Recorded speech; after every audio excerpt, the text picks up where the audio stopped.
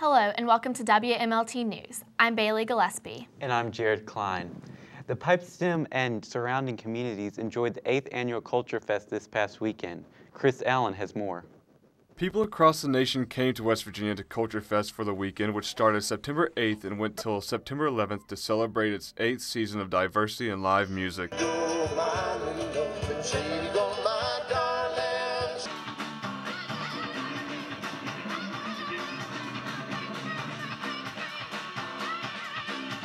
The music is the main attraction for Culture Fest, but Lori McKinney, Culture Fest founder and musician, says it is much more than just music and is a real learning experience. Other people. When I do Culture Fest, I communicate with so many different types of people. I learn so much just from having conversations with people from various cultures, and even the people around the area who don't participate in this festival, they're reading about it and they're hearing about it on the news. Words like respect for diversity and tolerance, and they're hearing these buzzwords, and I know it affects them. Even if they're not ready to come out and actually experience it themselves, somehow it's affecting the community.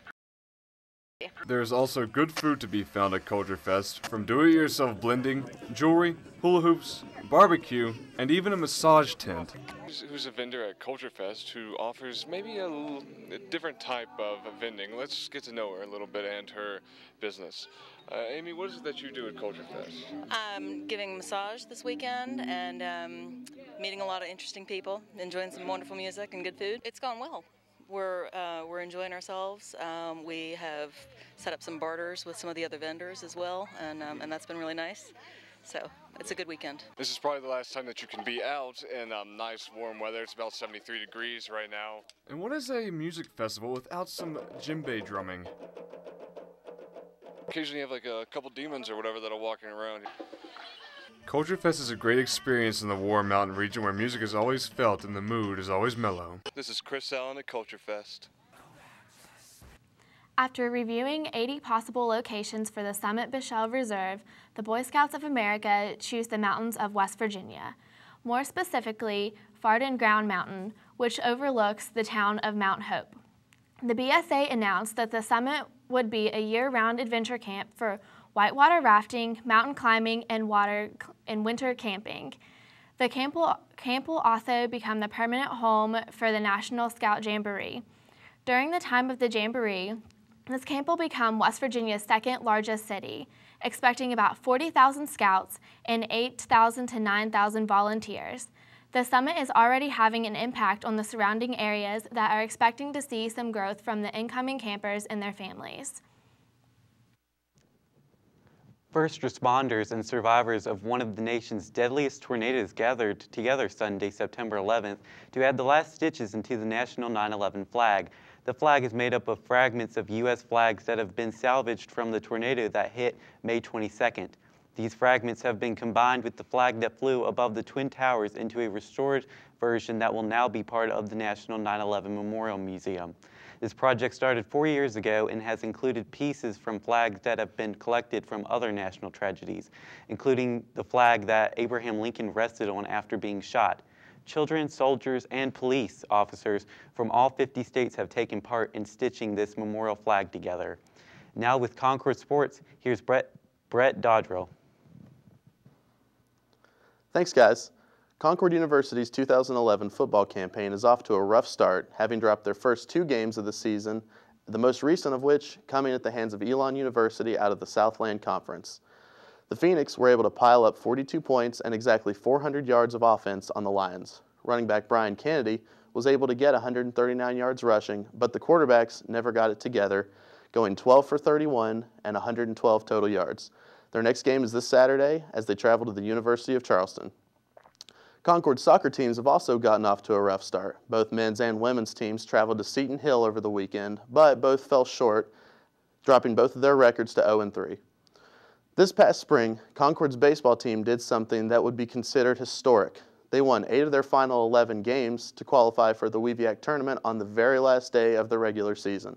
Then, they won 4 straight games in the tournament to bring home the WEVIAC Conference Baseball Championship, only the 3rd in Concord's history. For this accomplishment, Concord's head baseball coach, Andrew Wright, is the subject of a new profile on Baseball Factory's website. In the story, Wright talks about his coaching role models, his recruiting approach, last year's conference run, and more. Check out Check this story out at baseballfactory.com. For sports, I'm Brett Dodrell. Back to you guys at the desk. The recent weather that has hit the East Coast has caused flooding and damage to the various states along the coast. President Barack Obama signed an emergency declaration which covered 42 counties in Pennsylvania and 15 counties in New York. The remnants of Tropical Storm Lee is what put the areas into major need of help. This tropical storm has brought historical levels of flooding that has caused thousands to evacuate their homes as Lee moves across the Northeast. In Pennsylvania, around 70,000 were told to leave their homes as the water rose above flood stage. These high waters have caused damage as well as death in affected areas. The declarations have helped speed up the relief efforts as well as open up more federal funding for the cause in order to quickly repair the damage. Stay tuned, we'll return with more WMLT News in just a moment.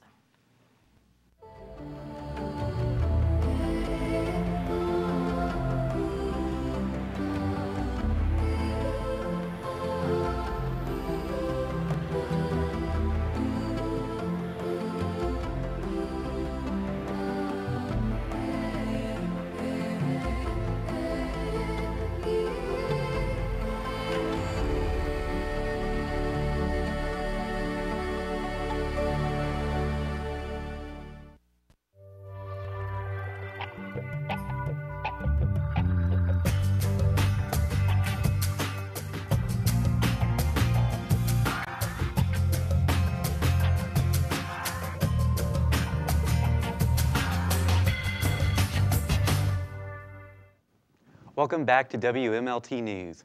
Americans may still be feeling the impact of the economic recession. According to a new census report released Tuesday, the nation's poverty rate rose to the highest point since 1993.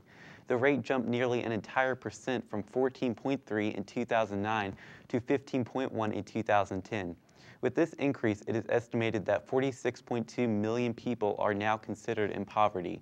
The government defines poverty as annual income of less than $11,000 for an individual and less than $22,000 for a family of four. This phenomenon is not only affecting the adults, children are feeling the impact as well. The poverty rate for children under 18 rose to 22%. This means that more than 1 in 5 American children are living in poverty. Here now with this week's Concord Minute is Tricia St. Clair. Preparation for homecoming is underway this week at Concord University. This year's homecoming theme is comic books. Billboards created by the campus fraternities and sororities are to be set up on campus Monday, September 19th. The billboards will display the candidates for this year's Royal Court.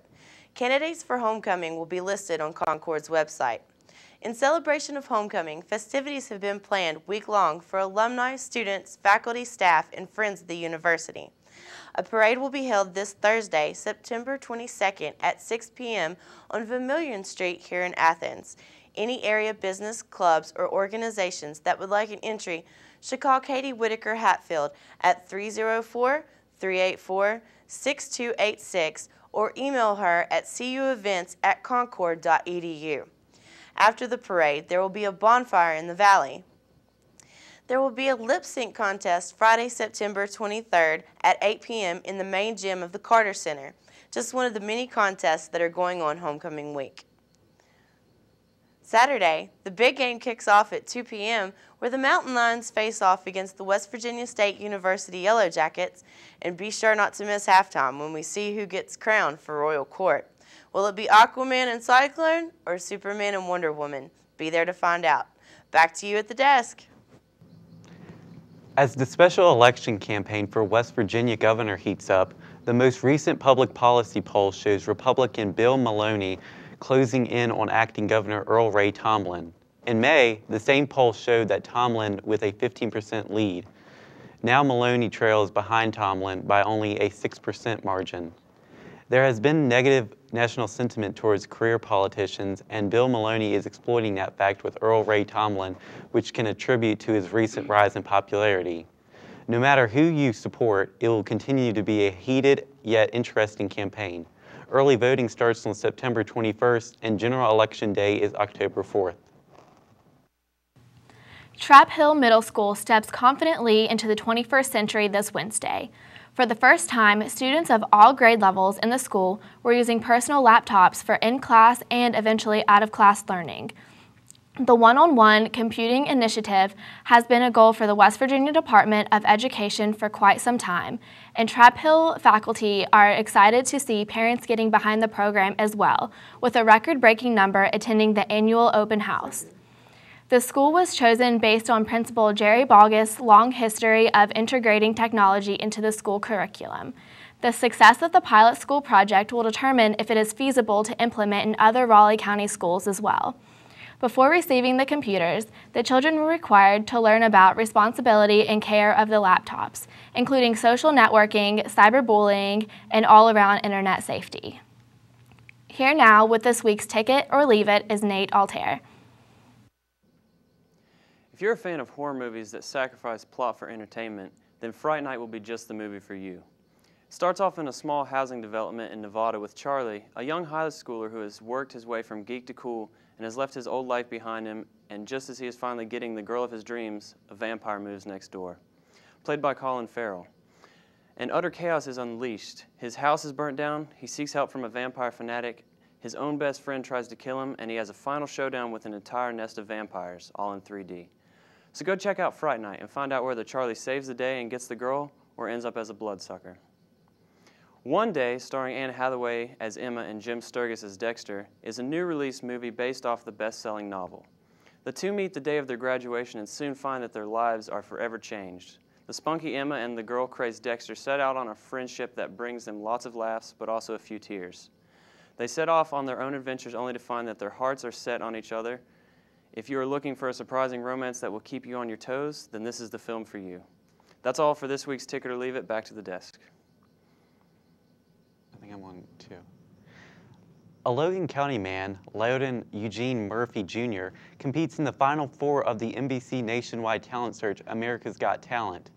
The show auditions people of all ages throughout the U.S. in categories of singers, dancers, magicians, comedians, and many others, and is an extension of the hit British television show Britain's Got Talent. Deriving from the UK, Murphy, a 36-year-old car washer from the small town of Logan, has been praised throughout the summer-long competition by the show's judges Nick Cannon, Sharon Osbourne, Howie Mandel, and Piers Morgan over his singings of Sinatra-like sound. All finalists will perform live on WVVA tonight at 9 p.m. The winner will receive the grand prize of $1 million. That's all for this week's WMLT News from Concord University. Tune in again in 2 weeks. Have a good day.